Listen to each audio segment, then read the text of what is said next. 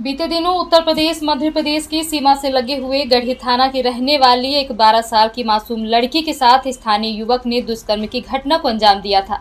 जब वह लड़की एक मासूम बच्चे के साथ सवेरे निकली थी स्कूल के लिए परीक्षा देने, लौटते समय रास्ते में उसे मोटरसाइकिल सवार मिला। उस मोटरसाइकिल में 2 लोग सवार थे। उन्होंने बच्ची से पूछा, किस गाँव जाना है, चलो तुमको छोड़ देता हूँ। बच्ची उनके साथ मोटरसाइकिल में बैठ गई। थोड़ी दूर जाने पर चंद्रपुर चौराहे के पास एक युवक मोटरसाइकिल से उतर गया। वहीं दूसरा युवक लड़की को लेकर आगे की ओर बढ़ गया और सुनसान जगह ले जाकर उसने लड़की के साथ दुष्कर्म की वारदात को अंजाम दिया और मौके से भाग गया। वहीं आसपास के लोगों ने लड़की को सड़क पर भटकते देखा। कुछ लोग लड़की को पहचानते थे। तत्काल ही घटना की जानकारी परिजनों को दी गई। परिजन लड़की को लेकर पुलिस के पास गए। पुलिस ने परिजनों की शिकायत पर तत्काल मामला दर्ज किया, जहां शनिवार को सुबह पुलिस लड़की को रीवा लेकर आई मेडिकल के लिए। वहीं दूसरी ओर इलाके के लोगों ने युवक का पता लगाया, उसको पकड़कर पुलिस के हवाले कर दिया। इस बात की जानकारी जैसे ही इलाके में फैली, तमाम लोग चौकी में पहुंच गए, युवक को सौंपने की मांग करने लगे। इसी दौरान स्कूल की बच्चियों भी चौकी पर पहुंच गईं और धरने पर बैठ गईं। गुस्साई भीड़ ने मौके पर एसपी कलेक्टर को बुलाने की मांग की।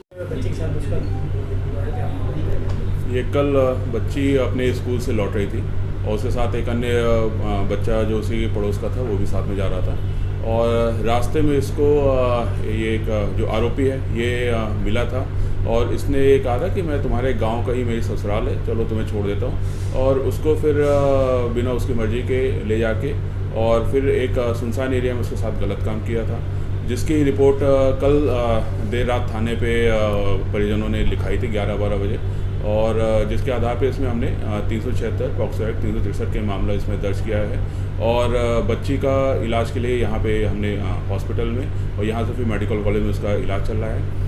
बच्ची स्टेबल है, डॉक्टर से भी बातचीत हो गई, मैं परिजनों से मिल के आया हूँ। बच्ची स्टेबल है और ठीक है और जल्द ही 2-3 दिन के अंदर उसको यहाँ से डिस्चार्ज भी किया जाएगा।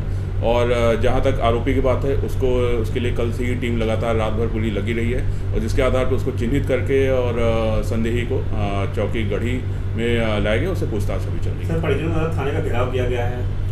परिजन का कुछ गांव वासियों और जो साथ के हैं उन लोग के द्वारा उस चौकी में जहाँ पे जो संदेही को लाया गया था वहाँ का उन्होंने घेराव किया है और उनका 2-3 मांगे थी, जिसके बारे में हमने बताया कि सारी चीज़ें अवैधानिक है। उनका कहना था कि आरोपी को उनको सुपुर्द कर दिया जाए, जिसके बारे में उनको समझाई दी गई कि इस प्रकार से ये संविधान को विपरीत है।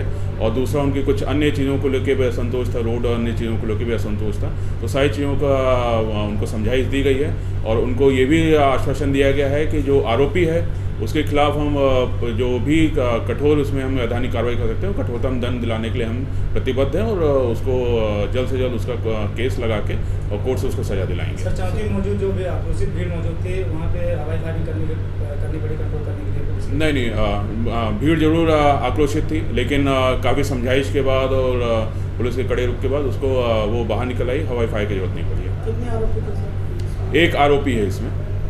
लड़की के साथ? जी, बच्ची के साथ? बच्ची 11 से 12 साल की है। सर, अभी बच्चे जो साथ में था उसका क्या हुआ सर? क्या चीज़? बच्चा जो साथ में था? बच्चा ठीक है, बच्चे से भी हमको काफ़ी मदद मिली है आरोपी तक पहुँचने में, तो बच्चा ठीक है। आरोपी कहाँ का रहने वाला है? आरोपी उसी क्षेत्र का, गढ़ी चौकी क्षेत्र का ही रहने वाला है। अभी तक कितने आरोपी हैं सर? जो मुख्य आरोपी ये है जिसका नाम अंजनी केवट है, संदेही है, और इसके साथ, लेकिन इस घटनाक्रम में नहीं, लेकिन जब बच्ची को उन्होंने बैठाया था तो उसके साथ एक अन्य व्यक्ति है जिसके बारे में पूछताछ अभी चल रही है।